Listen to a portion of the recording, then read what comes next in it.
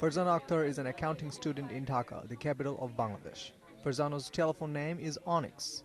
Aside from her studies, she works part-time in a call center. Thank you for calling me, Mr. Faruk. My name is Onyx. May I have your customer number, please? Another university student, Saida, who goes by the name Sarah on the telephone, also works part-time. Yes, and the best part is for the first 3 months, we are giving you a very discount on this rate. Like Onyx and Sarah, there is Kausar, Nafiz, Mahbub, and many others who are already working in different call centers. It was not too difficult for them to neutralize their English accent. They caught on quick.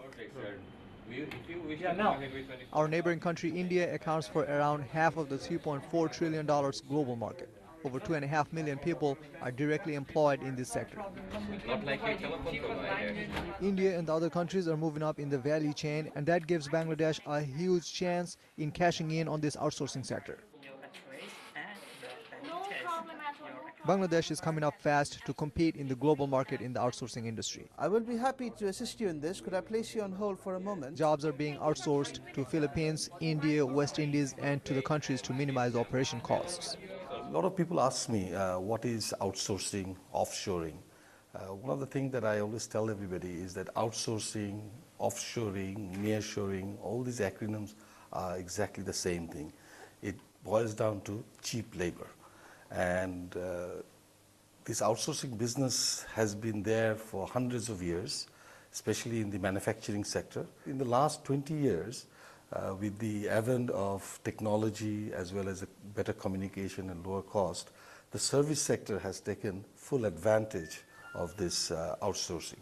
Now, if I take example from United States, right now in the United States, about a $1 trillion inefficiency is in the economy.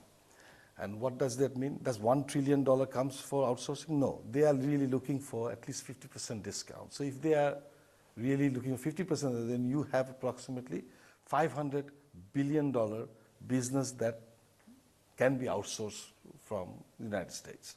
Now, out of that, about 35% have been outsourced. Countries like India, Philippines, and other European countries. Now, there are rest, and within that 45% in the financial sector. So that gives us an idea that which are the industries that are really outsourcing and they need to outsource, all right? So the demand is there, okay?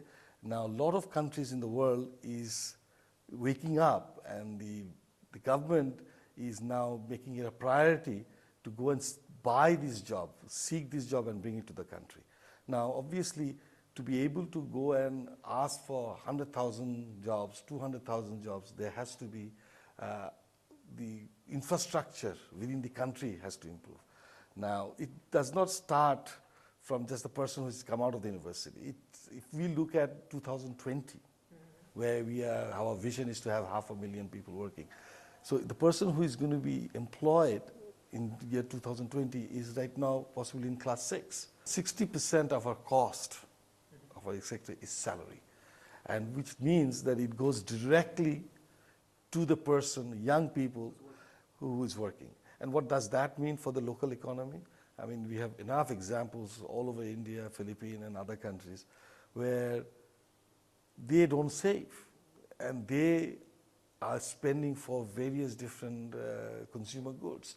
And what we have found usually that the velocity of this salary is almost 3 to 4 times in the local economy. That this is a career that anybody can take, all right? Why I say that career? Because this starts not when you graduate from the university, it starts from after you graduate from metric or O-levels, A-levels, you can start doing part-time. And what you learn here is not something that is going to be not useful. These are all transferable skills that you learn can be applied to any type of industry.